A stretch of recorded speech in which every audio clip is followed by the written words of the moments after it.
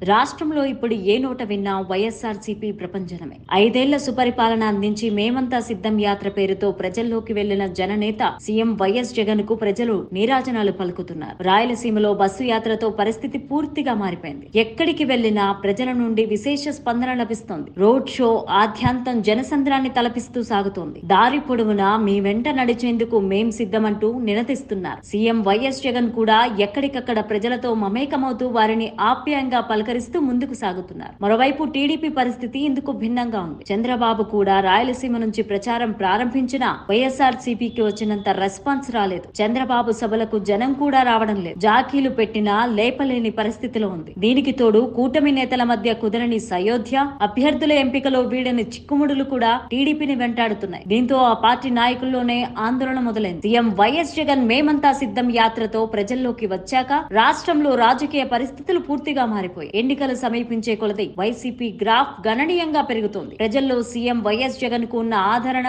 పార్టీకి వస్తున్న స్పందన చూస్తుంటే ఎన్నికల నాటికి వార్ వన్ సైడ్ అయ్యేలా ఉంది. ఈసారి 175కి 25 ఎంపీలు గెలవడం ఖాయమని విశ్లేషకులు అంచనా వేస్తున్నారు.